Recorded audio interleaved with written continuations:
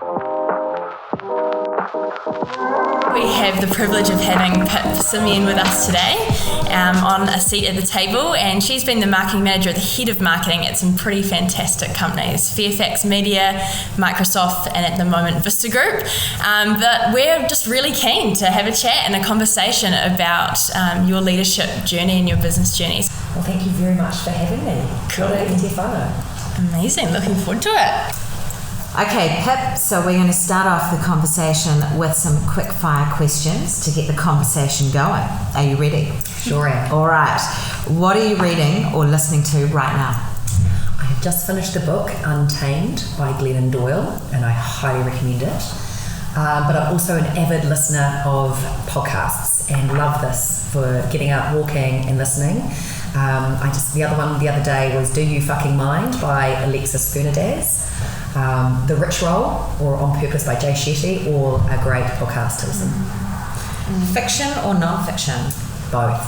I love the opportunity away for fiction when I'm away for weekends or taking time out, but also love non-fiction for leadership and learning and just always opening my mind up into whatever journey that will be, but mostly podcasts really fill that space for me. New Zealand or abroad? Both. Party with 100 or 5 people?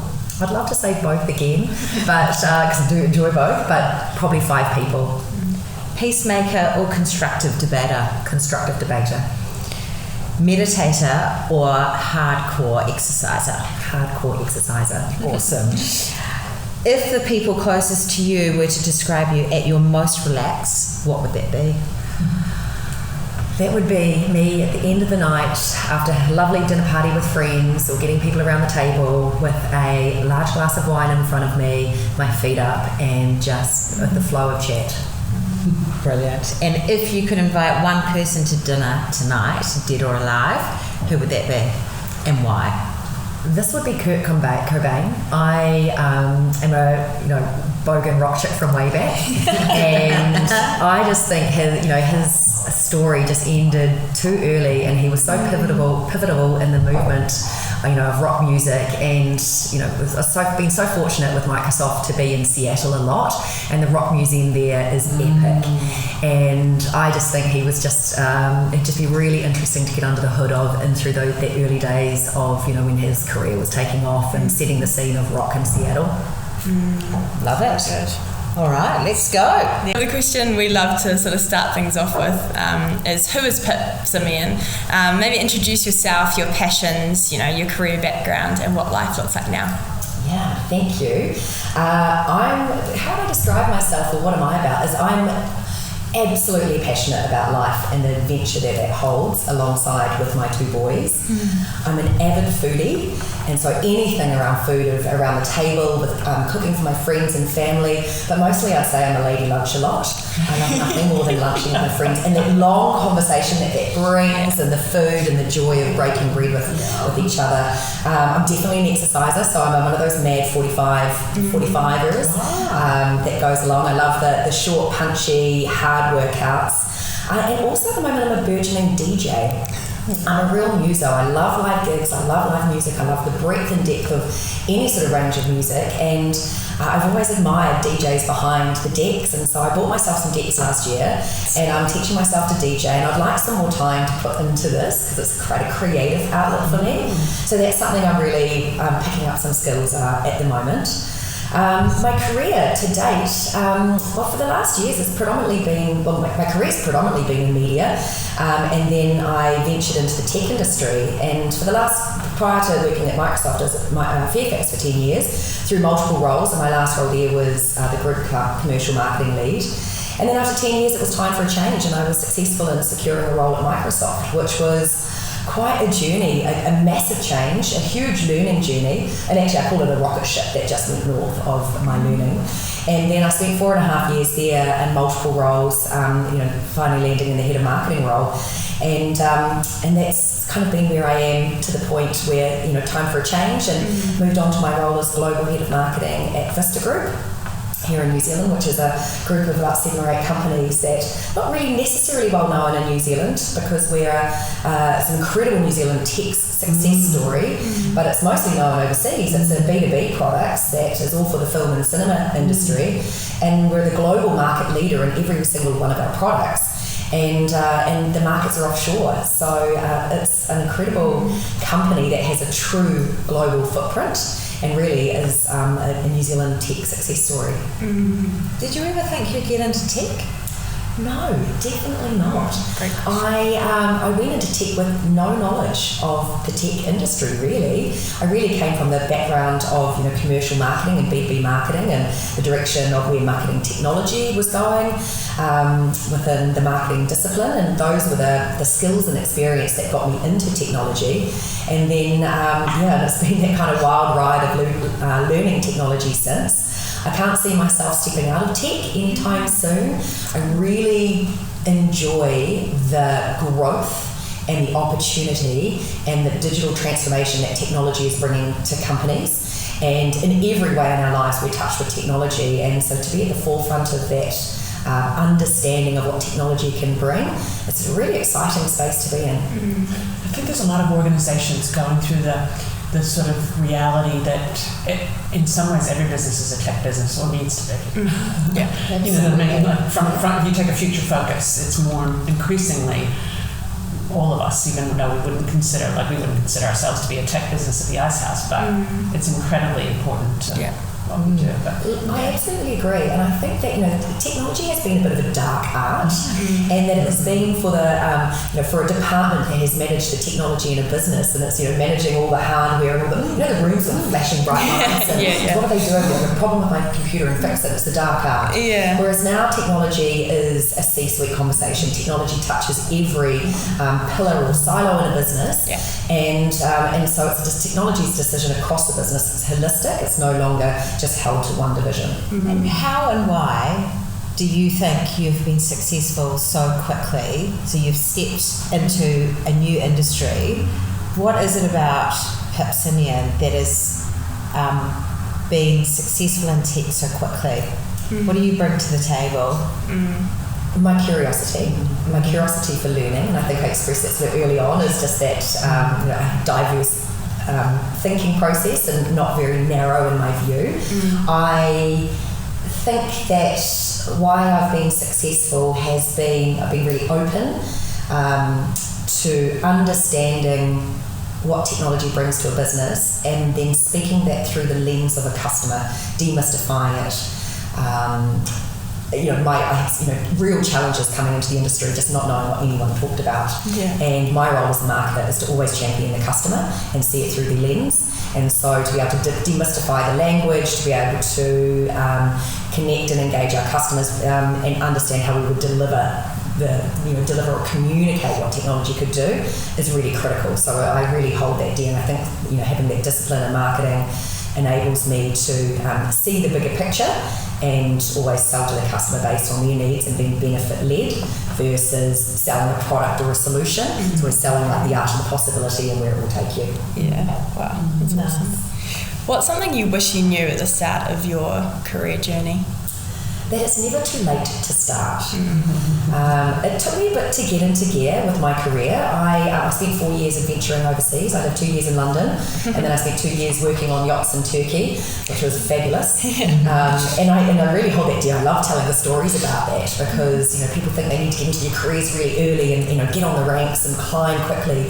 And so I like to sort of really say that my careers didn't really start till I was about 26 or 27, and I came back and I went back to university. I went to the Auckland University Business School and did my postgrad in business with a major in marketing, and that was something that I did alongside working, and it was that really enabled me to feel like I had the smarts and the right sort of degree or the right direction or the right education that just influenced me in my career. So really kick-started it from there. So that they're not too late to start. And much like me sort of burgeoning into DJing, it's like it's hard, but I really enjoy it. And it's at my stage it's just something like to start things new. And it's Did you have someone who helped you, to realize that? Was it just your own journey, or did you have people supporting you, around the thought that you don't have to know where you're going all the time to you know, or Yeah, look, I wish I had. I didn't have any early stage career mentors. Okay. I think that would have helped me navigate some of the choices that I made earlier in my career. And so I think I'm quite passionate about that. That's something I've really championed within this industry around women in technology and mentoring others coming into the industry because it was really tough on myself. So I have mentored a lot of people in through my time over the last 5 years. Early in their career, we had a fantastic intern program at Microsoft where I've had interns every year, and it's something that I really flourish in seeing people on their career journey, really being successful in their roles, championing their success, encouraging them into the right direction. I think that's something that I do well, and so I wish I had that in mind, so I know that I can be that for others. I think it's one of those things that, you know, even the education system is grappling with. You know, how do we, you know, help children to learn, you know, and therefore navigate, as you said before, as opposed to thinking they need to have it all figured out when they're 10, 11, 12, 13 years old. Just need to know how to kind of journey and learn and keep curious, eh? Yeah, and stay curious. Exactly. Yeah, look, exactly. I agree. I had a couple of colleagues at Microsoft that brought their their teenagers in to come and have a conversation with me. Like they're indecisive about either what to study at university or the what next and what does a career look like in this space. You know, marketing spans so many disciplines within a marketing, you know, from PR, from comms to digital to social to events, like you name it. There's lots that we touch across that discipline. To be able to articulate and express and demonstrate this is what a career can look like in this space, of where your skills or interests may lie. And I was really honoured to have those conversations with a couple of those, sort of those teenagers and helping them with their decisions. But I really was honoured that their parents gave me their trust and opportunity to have that conversation. So I think that's a call out for those that know of or are parents or have, you know, people in that space is do reach out, rely on your network, call the favours, ask. You know, what's the worst that can happen by asking, would you? I mean, what an honour. Yeah. Speaking into the next generation, eh? Yeah, that's exciting. That's real cool. Awesome. Would love if you could sort of unpack a mountaintop moment and a deep valley challenge you've experienced in your career journey and those learnings from those two things.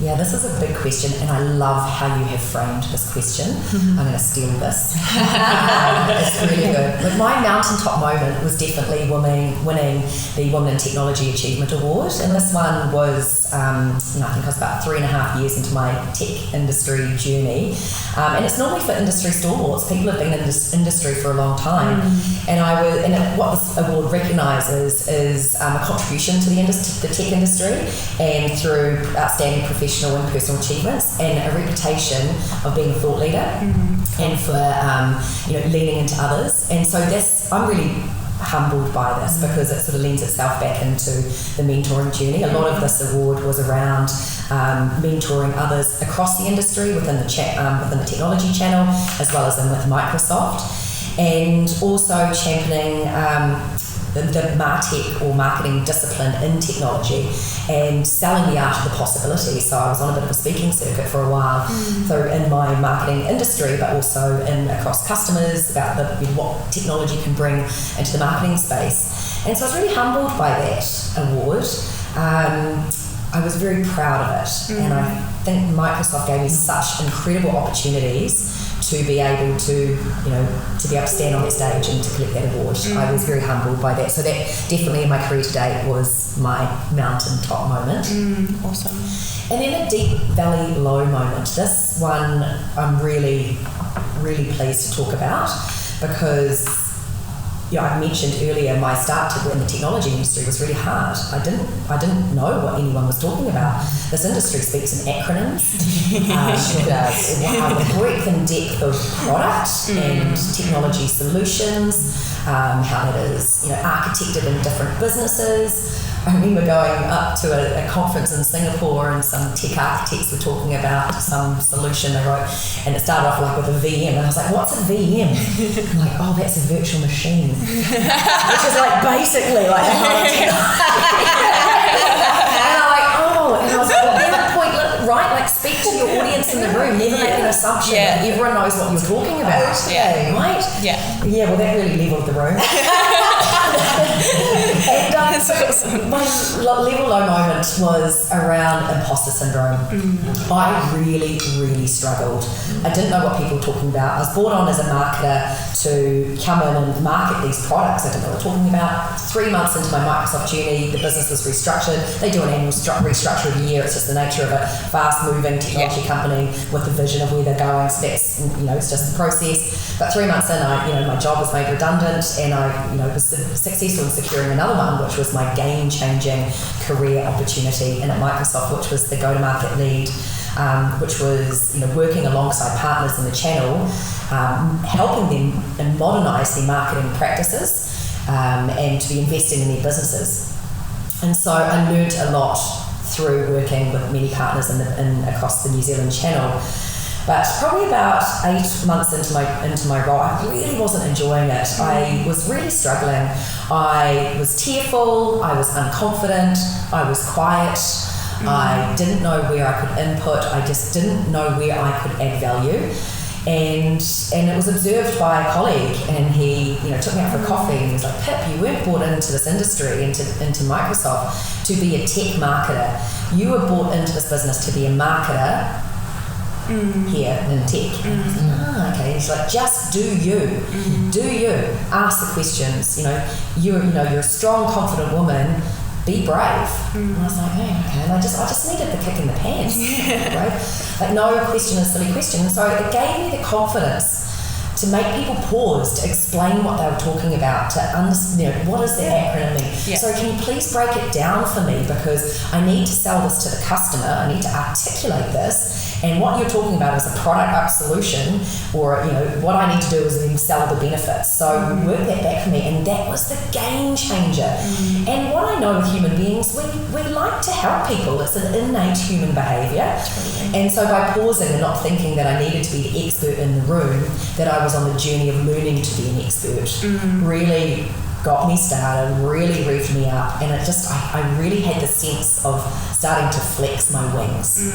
So cool. And it was a couple of months later, I was on holiday and I was reading a book, and I can't recall what the book was, but it was talking about identified imposter syndrome, and I had an aha moment. I was like, shit, that is this bloody monkey on my shoulders, like talking in my ear, not giving me the confidence, not making me believe in myself. It's like, I know my shit, but I just didn't have the confidence. I was like, oh, not good, people are going to see through me. And once I recognised it and I could name it, then I researched the heck out of it, because that's where my curiosity comes. If I don't know something, I'll just learn. Go learn it. Go dive in. Google is my friend. Podcasts are my friend. And I learnt about it. And so then that enabled me to wrap it up in a bow, to be able to give myself some damn good self-care, to talk to myself in a way that was going to talk me up, not talk me down, and in my own head. And so I got it. And then, look, shit, my career has just flown since. I've won a number of awards, and career path and journey, etc. But the beautiful part to wrap up this story was I was able to talk about it with others. And I championed imposter syndrome at Microsoft, and I was asked to speak at a number of us, a Women in Tech event that we had. I spoke at a APAC-wide to about 800 people in on imposter syndrome. And the great thing about it was I was able to help people. And it was quite a personal journey, and I was quite vulnerable. I was really sharing some vulnerable how I was feeling.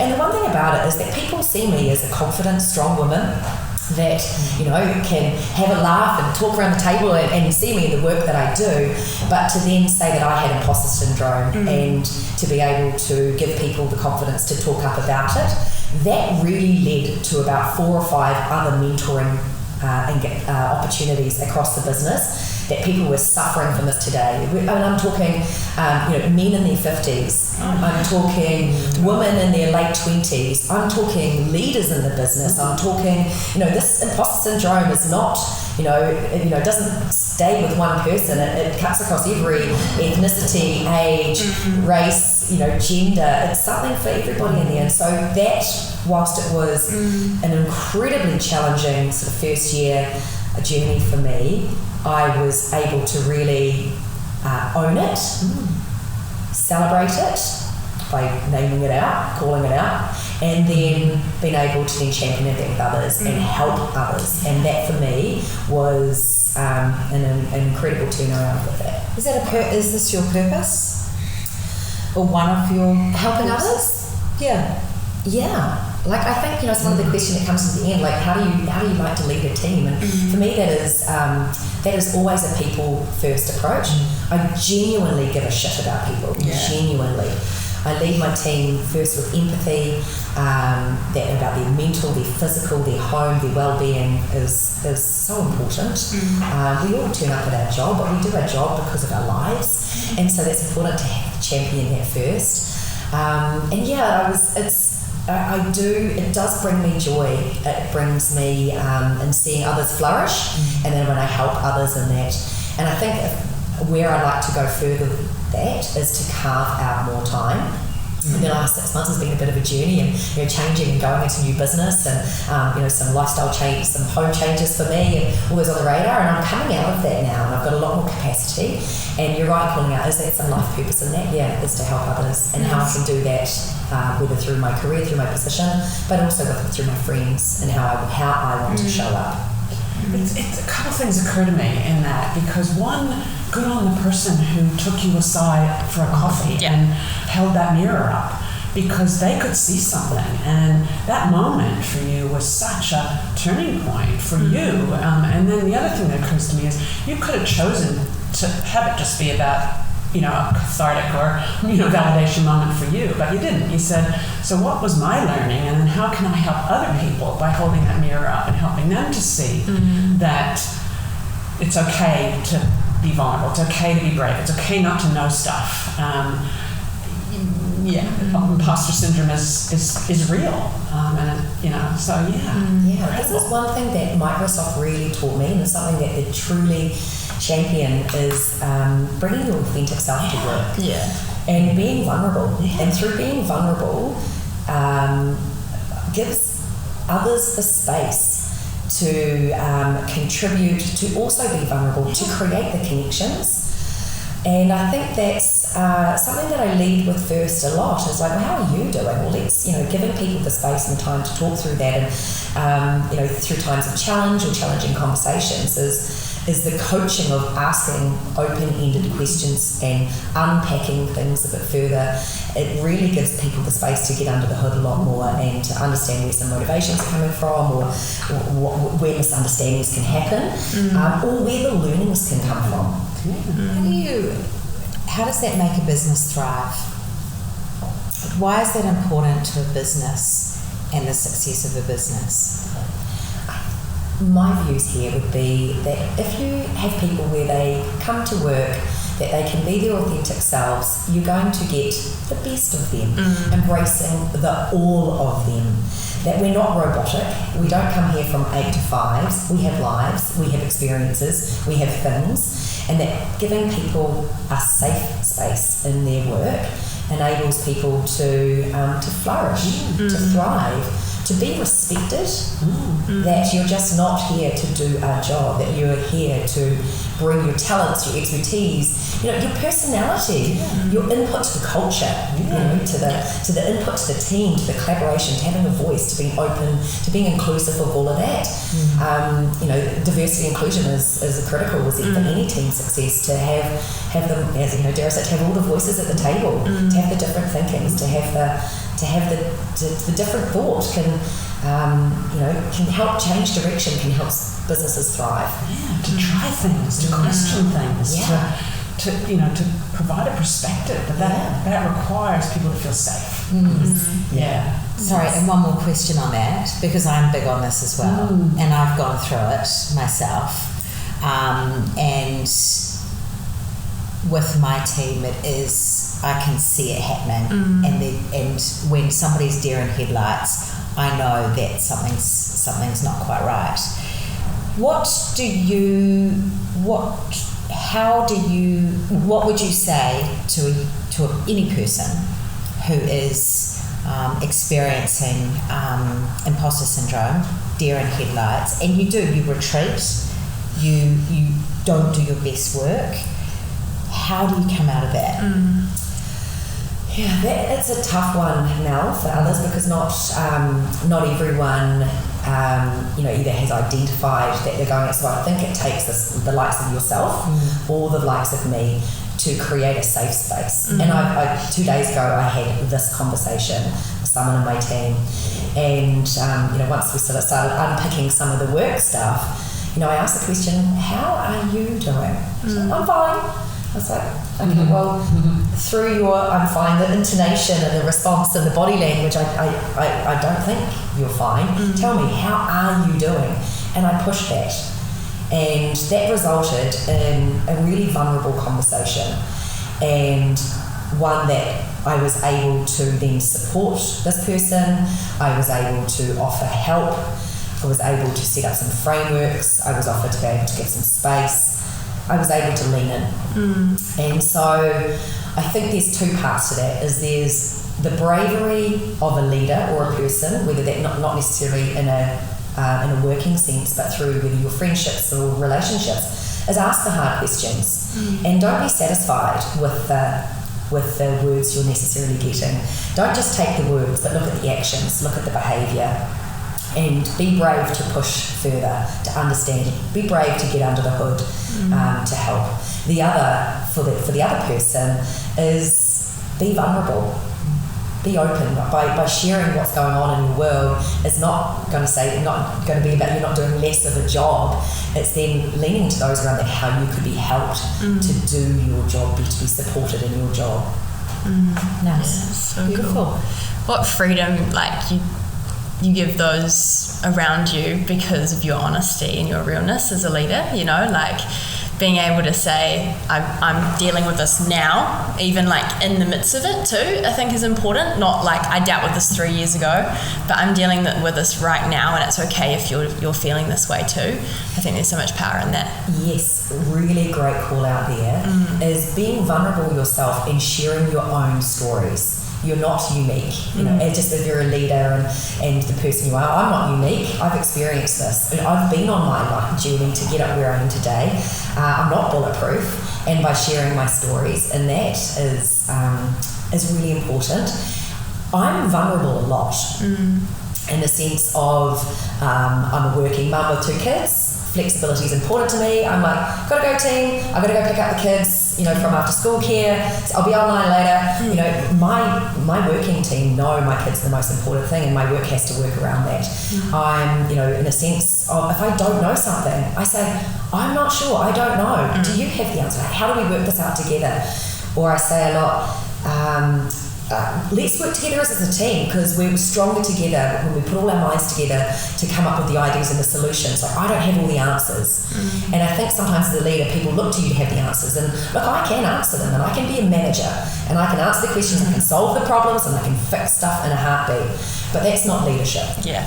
That is not teaching people to be a leader. And so this is where I really step in as a coach, and I ask a lot of open-ended questions, and I really take my team on a journey, or individuals on a journey, to unpack further about where the answers are, and guide them on that journey. And so that's coaching to lead. And so that's and that makes some people feel uncomfortable. And I'm really in my team with this at the moment, and around really coaching them to be leaders and not being the fix-it person all the time, because you just always, what the age-old saying of, teach a man to fish and they'll fish for the rest of their life. Well, that's coaching. Yeah, that's amazing. It's modeling something that people may not have experienced before. You don't know what people have seen, in terms of their role models and so on, to today. And so you're just acknowledging that by saying, I can tell you this, you have to process it and make sense of it in your own kind of mind and, with your own sort of sense of self. But at least you're providing a model that then, might not have had before around what this looks like. Totally. Yeah. Oh, I'm just lapping up this conversation. It's so good. It is so cool. I would love to ask the question, what do people misunderstand about you the most? That I'm unapproachable. And this one hurts. And I delved into this the other day with someone when they said, when I was talking about, go for a business opportunity. And the person said, "Oh, they're scared to approach you." And I was like, "What?" Yeah. Like I think I'm one of the most approachable people on the earth. Like I'm actually quite a gregarious, kind of relaxed, chilled out kind of person. But I think that what it came down to was, they were scared of my confidence or scared of the success, that I wasn't approachable. And I think that they had me on a pedestal. And I was like, "Whoa, okay, well, let me look at that a little bit. How do I feel about that?" Didn't feel that great about it. I went and approached them. And just, went ahead and, had a fantastic conversation and unearthed on that. And I think that was, this person's perception of me. And I think that's it's perception. And, you can't own people's thoughts. You just got to do you. And I think that it's important to note that people's achievements or confidence or how they hold themselves doesn't make them one better than the other. We're all human. We all go to bed at night. We all get up in the morning. And we all have our challenges and we all have our wins. So I think for me is, that was, I can't own people, how people feel. I just do me. But I love encouraging people to give it a go, and the what if, and the what could go wrong. And, and exciting things can happen when you push through your fears. And what I love about that, Pip, is what you just said was they were afraid. But you didn't make it about them. You then said, "Well, what do I need to do so that so I'm more approachable to people who see my confidence and are afraid of it." So you go and talk to them and make, and in doing that, you're more approachable all of a sudden. Or for them, they don't see that confidence as something to be afraid of. Maybe. Well, it dispels that myth in a heartbeat, right? And not that I had this direct conversation with them because it was more of a business conversation, but it dispels the myth. I am really approachable. I'm really straight up. I have a bit of a no bullshit approach and just get on with it. And I really like to enjoy the ride of life and have fun in business, and building relationships with people and partnerships in business is what makes it incredibly enriching and enjoyable. Doesn't have to be that serious, does it? No. And I think we forget that. I do. I get really serious sometimes. I'm like, no, lighten up. Have some fun with this. We're all people. Yeah. And what I say to my team is, I don't care if you've got 5 minutes experience or 50 years experience. Funnily enough, I do say everyone has a seat at the table. Everyone has great ideas. And everyone here needs to be approachable. Nobody's too good for anything. It's important. It's really important. That is how a business thrives as well. And there's a real comfort in that, Mel, that you have given your team, that you've given them the safe place, that they can bring their ideas to the table by inviting it in. It's not a hierarchy of experience or time. It is about everyone having a voice and opinion, and that being welcomed and celebrated. But I know your team thrives from that. I hope so. Touch wood. Following from that, what does a seat at the table mean to you, Pip? I think, literally, it means being invited in, being part of something. In business terms, we've just talked about this, Mel, as being a person at tables, is giving everyone the opportunity to listen, to be heard, for their opinion to be, welcomed, to be, having a say, across any age, stage, career, whatever that looks like. So I think certainly it's around the opportunity to share. Yeah, that's awesome. And has there ever been a time where you felt like you haven't had a seat at the table in life, personal life, and business? And how did you overcome that moment? Yeah, this was through a merger in business, and I was brought along into the journey to provide insights of how the business was run. And throughout that journey, when the businesses merged, there wasn't a leadership role available for me, and I was offered a more junior position. So I felt relatively sidelined for that, and that I didn't have a seat at the table to influence or engage further.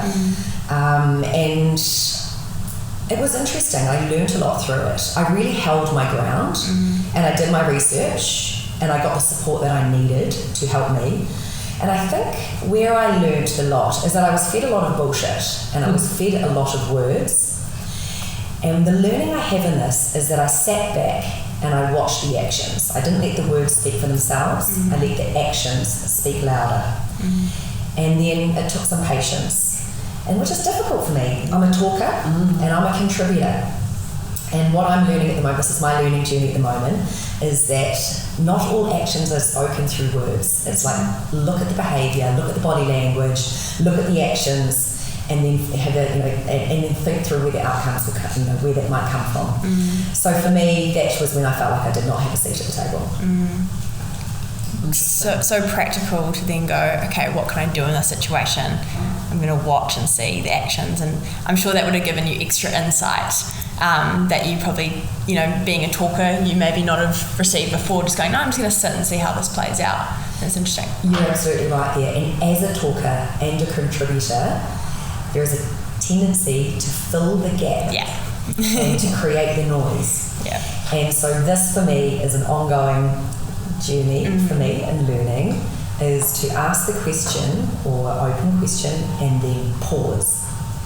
And through uncomfortable silence comes actions, opportunity, words, and someone will always fill that gap. Now, that has often been me, but as I'm through my leadership and learning journey, is to hold the space. It's interesting because it requires patience, but you just, I said it to one of my team the other day. I said, you have got to learn to be more comfortable with silence. Because if you ask a question and then just pause, as you just said, Pip, and see what happens, if it's one person, it's okay. Don't fill the gap. Don't give the answer because they're not giving it. Equally, if it's more than one person, then observe and notice what you notice. But his tendency is to fill the void, and it's a leadership moment for him to be quiet and be comfortable with silence. You watch the best interviewers, television interviewers, that's what they're great at. They're really comfortable with quiet. Didn't our first podcast?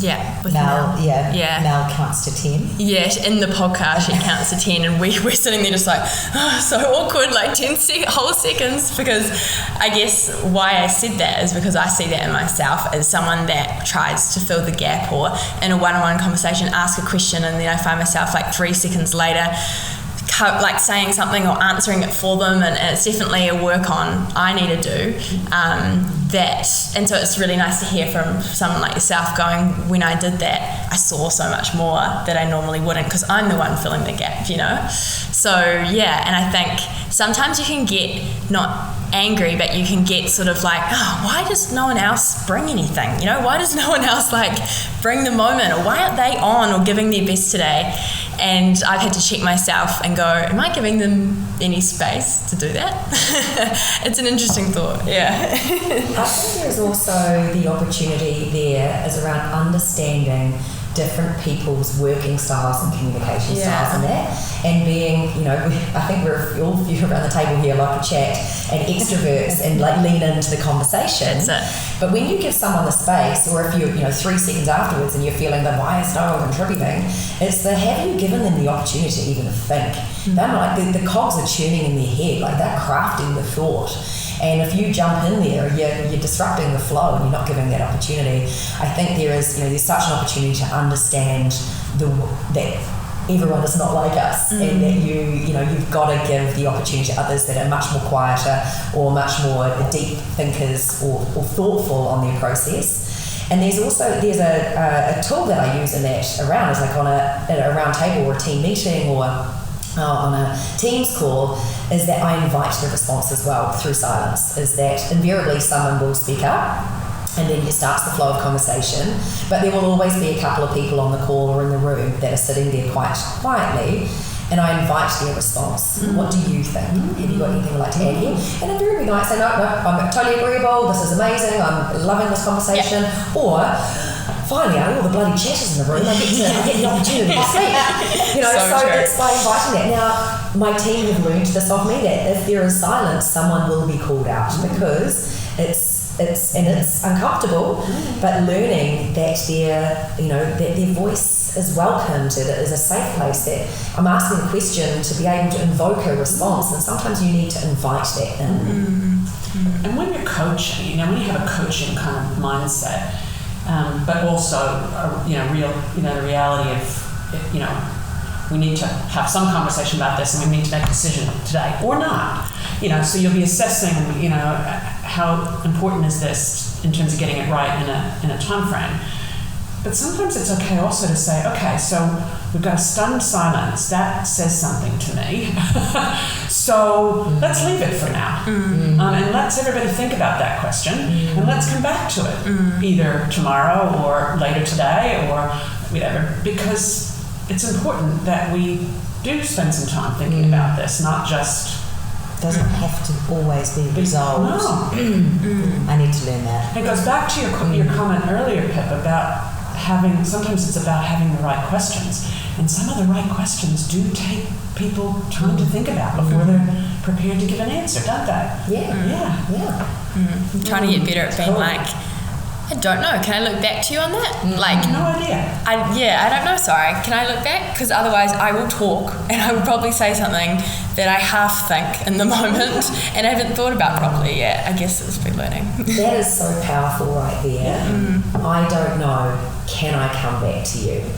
Like, to actually feel safe to say that is great. I say that. I'm not sure. I'm going to need to go and do some thinking about that, or I need to go do some research on that so I can come back, with you with a opinion, expert idea or a solution. But I need the space to go think about it. That's being vulnerable again. It's being vulnerable. It is. Totally. It's not saying, well, I'm not smart enough to think about this and figure it out now. It's I'm smart enough to know this means I should take more time to think about it. And I'm smart enough to know not to bullshit somebody with an answer that I don't know. Yeah, absolutely. Totally. Can I revert back to you feeling sidelined and just thinking about people who are listening to this who perhaps have felt sidelined in their career and it hasn't gone the way that they wish it had gone. Do you think in 5 years' time you'll look back and go, thank God that happened? Yeah, I do, Mel. Every direction change that comes through is an opportunity. And I think, through that moment, has springboarded me into the next fabulous step of, So it's, yes, I do think it's a great opportunity there. And I wouldn't change it. It's the fabric that makes you. You can't go back in time. We're not in the 1980s and Back to the Future is going to come and pull our car and we can't go back in time. But what we do have the opportunity when we can't go back in time is to learn from what is, the experiences that we've gone through, and you have your learning moments. And where does this set you up, or where does you want to go, and to learn from that. It was a challenging time to go through, but geez, I learned a lot. I've never gone through anything like that before, so I really chalked it up as a learning experience, and went through the process. And from that through, I guess I turned an obstacle into an opportunity, and I wouldn't change it for the world. And it's okay not to have incredible, amazing moments in your career every single year or every single stage, isn't it? Yes, absolutely. I really believe in that as well. And I think for listeners who are going through tough times in their career, it is important for them to know that they're going to look back and go, actually, that was meant to happen. Yeah. And how can I, because it's real to feel cross or hard done by, or, how do I process that emotion to get beyond it? Yeah, look, I think we are the masters of our own destinies. That you, as an individual, you run your own life. Like if something's not working for you, or you've run your course in your job, like you are empowered to go change that. You can sit there and whinge and suck it up and be in a comfortable position, or if like go be empowered to go make that change. Like that could be a catalyst moment to go make that change. And again, I think what you're describing is an opportunity, because some people haven't experienced life that way. And so how do we help those people to see that there is those opportunities, and and show them what they haven't been shown necessarily or experienced. Yeah, this is where I think coming back to leaning into trusted colleague, respected friend, or a place there where you can bounce those ideas off within that. I've been that person a lot for people, to be able just to help think differently or to bring the experience in and coach through that moment. So I think that's the opportunity. I'm going to pull it back into being vulnerable. Call out for help. We're stronger together. Lean into somebody else. Like, you've got 5 minutes. I can, of your time to help me through that. What's your thoughts that could help guide me in your experience? That's powerful, because we fumble through life, or whatever your journey that you're on, but to open up and to lean into another on some some thinking to help you there. It is helpful. It is helpful, and giving permission or acknowledging the times where you felt sidelined, cross about that, it validates other people's emotions and says, I felt that too. So, and I chose to do these things as a result, and I learned. And the next time it happened, was easier, not any better. Still felt like shit, but but at least I knew that it helps people to, it acknowledges that feeling, and therefore kind of helps them to know that that's normal. Yes. And when you're going through tough times, it feels tough. Yeah. Right? It's scary. There's fear, there's unknown. Yeah. And then to share that story with another who's been through that shows that you're going to come out the other side. Is that, you will one day look back and take that as an opportunity in there. So to be able to share that experience helps that person of the unknown. And I can help you and support you. And you have to have some self-responsibility on, in terms of, interpreting this and figuring out what it might mean for you as you are on your journey. Yeah, what you activate from what you're learning. Yeah, totally. So you're a woman in leadership. We know that. In tech, you have 2 children, 2 boys. What does this bring up for you, and what has your experience been in that situation? Look, I've been nothing but fortunate. I work in companies that have really embraced flexible working. So I think being a mum working in a leadership position, I don't feel, I was going to say stretched, but I do feel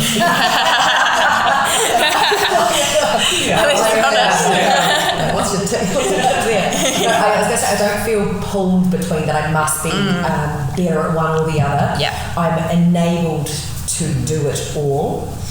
The stretch part comes in, and I probably just need more time to do some things and do some more. So with that comes, some serious prioritization.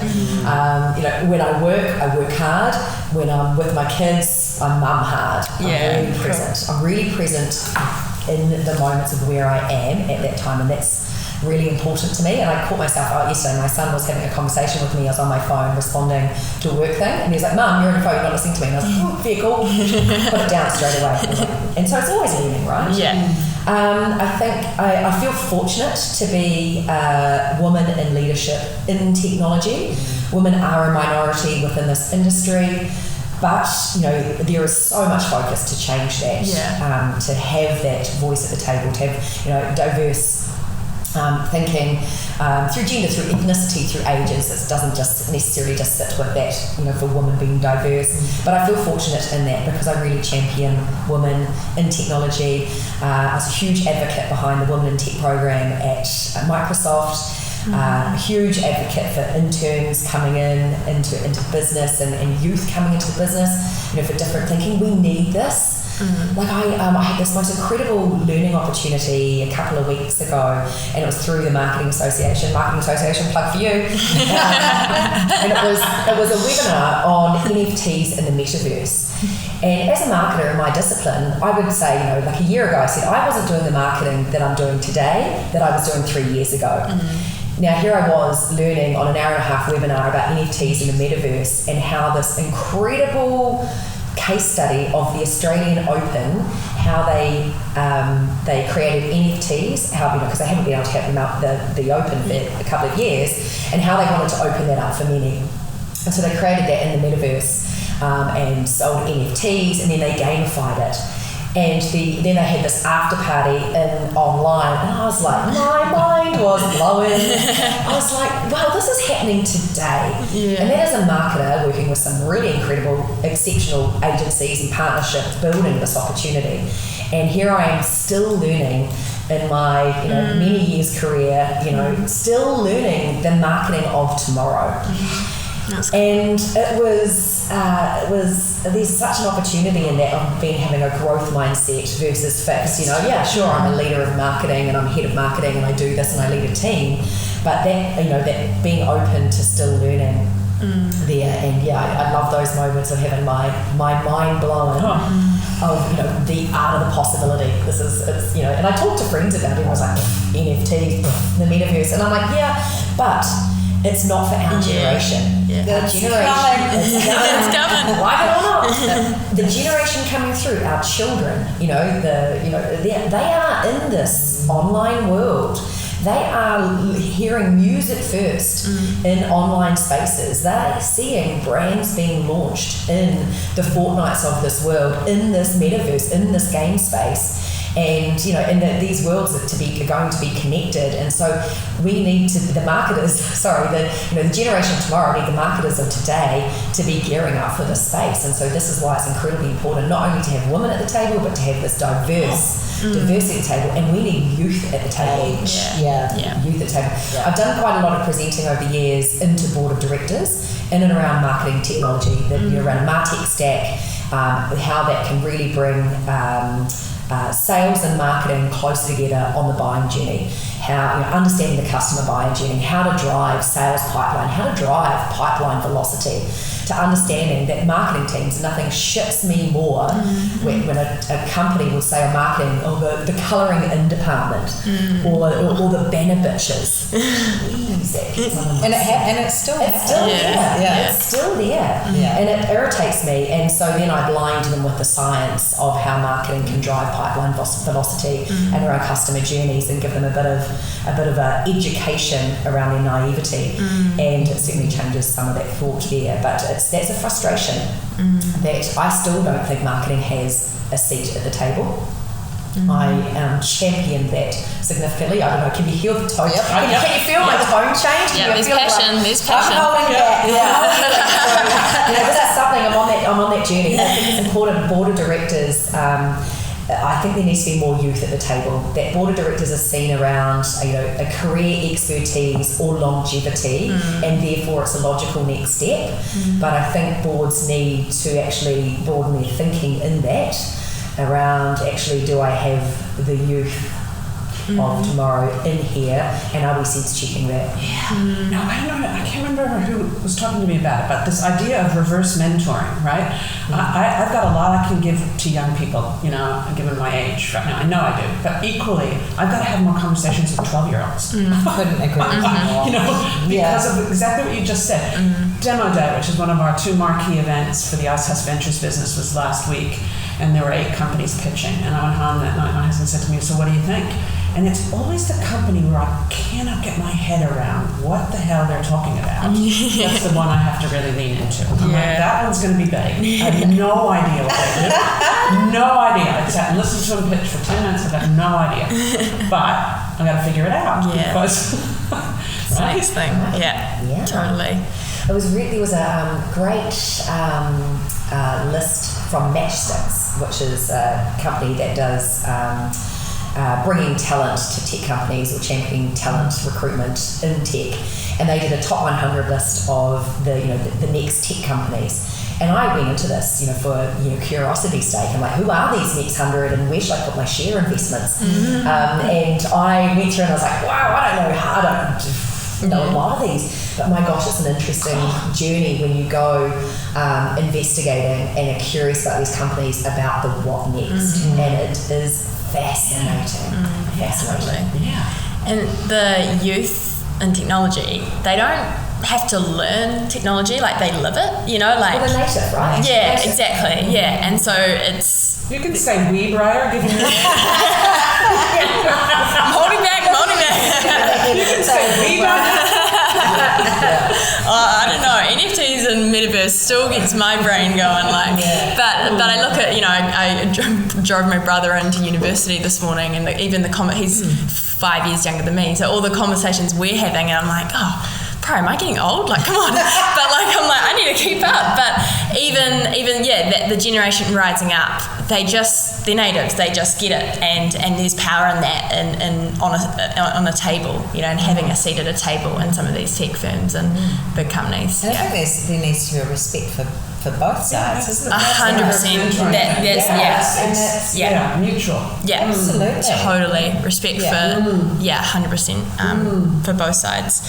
I'm in a fortunate position where I'm growing my marketing team, and we've just on Monday 2 new graphic designers started, and we've positioned these all as graduate or early in career superstars to come into our team. So 6 new roles, 2 are in place, and I've got 4 in recruitment at the moment, looking for coordinator roles, so first start careers, and not only is it that we need the support of the team because, you know, we're a growing business and really wanting to get a true global footprint, but man, we need some youth at the table. We need this diverse thought. We need to know the what next. We need to sense check what we know and then what's up and coming, and to invite that. And it's not about having a hierarchy in the team of coordinators and then into whatever from there. It's about that diverse thought. Yeah, totally. I've been reading over this next question, and I don't know if I've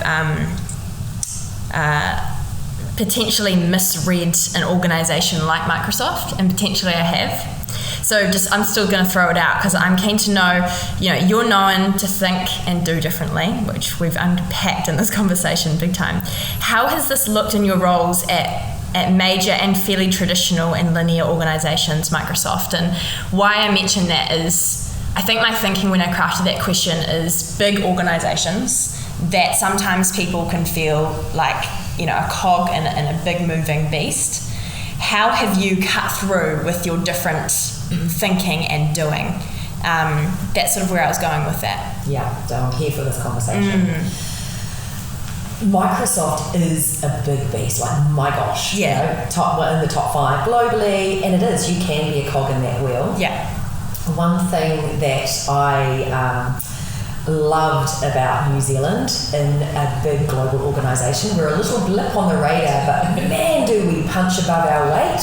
Like, really do. The Kiwis are so well thought of because of having a voice at the table, because of thinking differently, and, you know, not being shy, steering away from the hard stuff, and actually, you know, to respect also the Aussies as well. Aussies and Kiwis would all be sparking up in the, you know, in on the global calls, and so we were very welcomed to have the conversation. And so, do I think and do differently? Yeah, I do. Mel, you called me a renegade the other day, and I loved it. You know, because working in an organisation such as Microsoft is incredibly programmatic. It would never cease to amaze me how a global strategy or global roles would lean down from corporate head office in Seattle, and how they would be delivered, demonstrated, articulated across every subsidiary or every field office around the globe. And I could have a peer in Poland, in Canada, in Singapore, in Ireland, and we would have the same KPIs, the same go-dos, and be, you know, delivering the same metrics. It was amazing. So you knew what your scope of your role was, and you knew where your swim lane was. And so with Microsoft, you expect, like, stay in that swim lane, go do what you do, and every puzzle piece will work its way together. For me, I'm not very good in swim lanes. I like to flail around the edges, and I'm not a very good swimmer. That analogy. But I think where I really thrived in my roles at Microsoft was that we were encouraged in New Zealand. We're a small sub, or we'd call it a subsidiary, we're a small sub, and we had great leadership to push the boundaries. And you'd get, you know, money would come, you'd get budget, and you'd be, you know, like, what can you go do with it? And love working really collaboratively with my peers, and I was very fortunate to have a great crew and team around me, and that were really open to doing things a bit differently. And I think probably one of my superpowers is my passion and my energy. And the other thing, if anyone said to you in business, like, what would Pip do? And she'd be like, I should bring the jazz hands. Because it's the thing that I say, I'm going to bring the jazz hands, or I'm going to sell the sizzle. And I can pitch anything. As much as I'm a marketer, well, I'm a marketer, right? So I've got to go sell, marketing is selling. Totally. And how you articulate that, how you pitch that. And yeah, I can do that, and I'd go sell the art of the possibility and get people on my ride and like jump on this bus and we're going to go for a hell of a ride. And the other thing that enabled me to be successful as a renegade, I'm just going to use that word again, is that I would articulate the impact and the results. And the beauty of B2B marketing is, and at Microsoft, is you can be incredibly measurable. And measurability in marketing is not measured on, likes of, social posts of, people commenting, etc. It was, I'd call those things visits on your website stuff. Those are the soft metrics of are we doing stuff that's getting people's attention? But actually in B2B marketing, it's like what's the impact that we're trying to achieve here? Is that ultimately are we driving sales? Are we delivering leads and opportunities into our sellers to be able to go sell? And really for marketing, it's around some thought leadership or selling the art of the possibility. And in digital transformation, it's like where you want to go and where you want to be and who else is doing it like that in a like-type industry, and then selling the journey of that or articulating the journey of that so that you're capturing the interest and you're educating. Really, marketing's role is to really educate around where people want to go and what they want and how they want to do that. And so thankfully we had incredible technology in the marketing stack at Microsoft, the best that you could have. So I had amazing dashboards and a lens on our activities, so I was truly measurable around the impact we could deliver. So that enabled me to be able to do differently and create activity and campaigns because it delivered the results. But I would sing from the rooftops about it. I championed my team through that. I would put people on the stage. I would be sending it up left and wide and left far and wide, because at Microsoft it would be like, what are you doing differently that's successful? And then you would give the opportunity to then present that to your global network and on our group calls and things like that. So people would pick up your work and then they go and deliver that across the globe or pick that up into head office and create that as a program. And I had a number of things like that happen, which was great. And so I was very supported in that doing differently, and because of the results. How I think that can translate into other people's businesses or other marketers, or even not necessarily in marketing, but in anything you're trying to pitch or sell, is think about the audience you're doing that to and what's success for them. How do you measure the impact of that? What is the outcome you're trying to achieve? And then make sure you're just not selling, you're not just bringing the jazz hands and the bells and whistles, but really to articulate that back to business strategy or articulate that back into the bottom line or whatever that metric of success looks like, because you need to pitch that to those in the room, to the CFOs in the room, to the CTOs at the room, or whatever your audience is. What is the language that they speak in of where the impact is? And I think I've nailed that for me to be able to get people on my bus and in for the ride. Yeah, that's gold. It's when you're in your flow. Yes. Yeah, that's cool.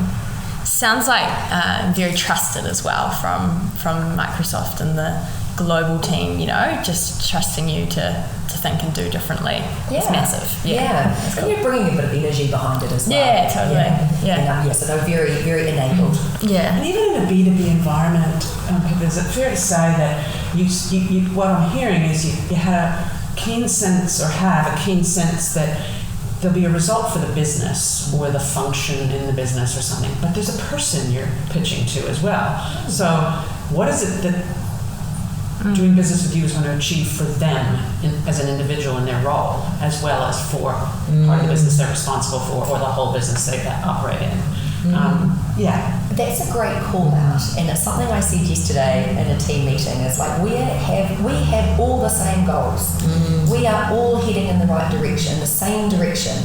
And so everything we are doing, we do together to get us to the right end game outcome, whatever that looks like. And so how you can articulate the puzzle pieces together that benefit all into that direction, ensuring you're encapsulating their, that whatever their journey is, whatever their impact is, what are their numbers, whatever is there, like you're all heading in that same direction. When you pull that apart and start going off in different ways and not rowing the boat together is when you're going to get disharmony and where you're not going to be delivering impact, and then you're not going to create partnerships and collaboration. That's great. How do you build an international business from New Zealand, and what does leadership practically look like in this space? This one I'm really working on at the moment as I'm growing my team so that we truly have a global footprint. Vista Group is market leader globally, offices around the world. And it's really important to ensure that, to grow globally, that you're relevant to the local market. Yes. And it's critical to understand your markets. That we can't just be in New Zealand speaking LA. I was going to say speaking LA. Speaking Kiwi. Totally. To the world, into EMEA, and not be conscious of the language barriers in that. And so for a global market, that going into any market, you must be in local language, you must be, conscious of local culture. So, and the success in doing that and working with teams is through people. You will only get that understanding and insights of that local market from the people on the ground, or the people that you're working with in those markets, or the partnerships that you garner there. And so localization and relevancy is critical to land your message or to land your product, or whatever that looks like to grow. And so to do that and through leadership is again really through people, and empowering the teams with the right information, the right tools, and the clarity of the goals and outcomes that you're trying to achieve in that market. From a marketing sense, I always come back to localization and relevancy of landing your message. So practical. And having a global, we just talked about growth versus fixed mindset, but a global mindset, and it's a learning I think New Zealand is still on around what global, what that actually means. Having to come up here and look at the culture that you're talking about, and that geography is going to be different than that, and it requires a lot of thought to make sure that your message lands, because you're speaking their language. And I mean literally speaking their language, sort of literally and figuratively. It's not, we're Kiwis and this is who we are. We're Kiwis and this is who we are, but we get who you are. I think also importantly to have an insight into the market you're going after, all the customers you're going after. And this is where there's such I love account-based marketing, because probably back in some years back we'd talk about marketing being spray and pray, very above the line messaging landing. We have the opportunity now to be incredibly targeted, to be incredibly deliberate. And you could say, we're going to expand into Spain, but to be successful in Spain, we need 5 customers, and then we need these 5 customers. And so really, you're just going to be creating an incredibly targeted, personalised and deliberate campaign to individuals and people and to that organisation across 5 companies. And suddenly you get very narrow. And suddenly it doesn't go like we're going global and we're going to hit markets and we need to be everywhere. But for a business-to-business approach is to get very deliberate and very focused. And that's through the art of personalisation, and to be able to land the right messaging at the right time to the right people. Do you think we think big enough as marketers in New Zealand? No. Why not? And I say that, Mel, because I think marketing still doesn't have enough of a seat at the table and the investment to enable that bigger thinking. To be really successful as a marketer, you need the right marketing stack behind you. You need the automation tools. You need CRMs to be right, to have the right data. I mean, through data you get insights. With data with customers, you enable you to be targeted. So you're heavily reliant on other parts of the organisation for marketing to be truly impactful in a way that can enable you to think bigger. And I also don't think that there's enough investment in people in marketing. I think there are certainly some companies, and that's I'm being quite generalistic there, some companies definitely are, but there's still that, that thing in the headlight marketing is the colouring department, and that's the difference between brand and design and all that kind of thing in the mix of that. So I think there's opportunity there. I love that this has moved from a person having a seat at the table to marketing having a seat at the table. Yeah, it's good. And it's an interesting one for my next question, which is how do you support in gaining New Zealand a seat at the international table? I support this wholeheartedly. Yeah. And where do I sign up? How can I help do that? Yeah. Is really, I want to put that as an open question out there. If anyone listening, and how can I help do that through my experience and through working, as in a global position? Yeah, how can I help? I want to call out New Zealand Tech, who is doing great work in this space at the moment. They are championing New Zealand technology businesses on the global stage through their We See Tomorrow First campaign. Wow. And there's two parts to that. There is internally in New Zealand, they've created a toolbox to help companies go out overseas with marketing, assets and tools and the like. And then they are also creating a campaign that's overseas, championing New Zealand businesses, so case studies and things like that. I think, from my experience, and I'm leading myself back into the Microsoft position, is that Microsoft New Zealand and other companies, of course, and other Microsoft companies around the world, is we really champion New Zealand Inc. and how do we take these New Zealand businesses and grow them on the stage. There is an incredible SaaS team that work in at Microsoft about helping grow SaaS businesses and startups, and on the Azure technology stack, and that team is account managers to help the business, the acumen in there, as well as technology. What would I say? What are their roles? I'm going to say architects or dev team that help them in their dev stack as well. So, there is companies, again, also like Icehouse and also the likes of New Zealand Trade and Enterprise. There's so many, there are places and businesses out there to help companies navigate through their way of how they can get help. Is how do we help them on their journey? How do we make those visible about what the offerings are? So so I think there's companies doing great things, and it's about the companies, how do you tap into that to help New Zealand get on that international stage. Because man, I've had the experience of where we sit globally, and with peers around the world, and there's some pretty good shining lights on New Zealand around that, and it's very proud to be a Kiwi when I'm offshore representing. Yeah, that's so cool. Love that. Awesome. I'm going to finish with this question. One person that has been influential in your journey that you'd like to thank? I would love to take the opportunity to thank a few, but you did find this to be one. And I'm going to thank Phil Goldie, Philly G.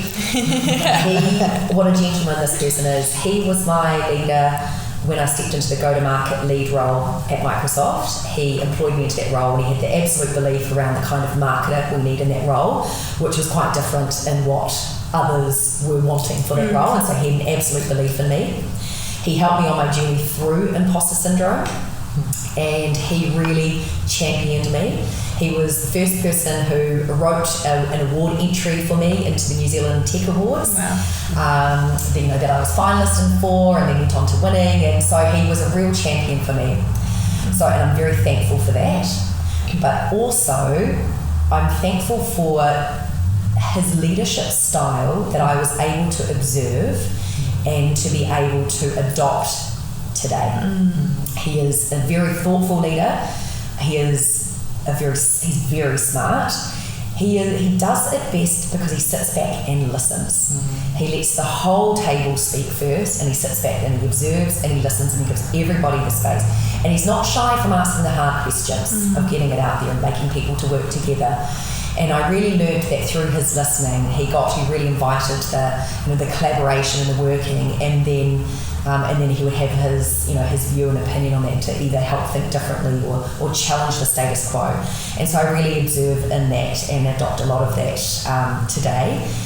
and he's a really good guy. He's a real champion for his team, and so he is the person I'd like to thank, because I am on the journey that I am today for his support that he had and belief in me.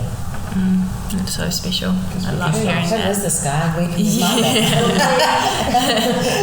That's cool. And I just had this moment where I was like, I'm sure there'd be other people like along the journey that if they were to ever get asked that question, you know, they may thank you one day for the I was thinking for the exactly the mentoring same. Absolutely sure. It was giving me goosebumps. Absolutely. It's cool like how it goes around in that sort of circular motion. What goes around comes around. Yeah, that's for sure.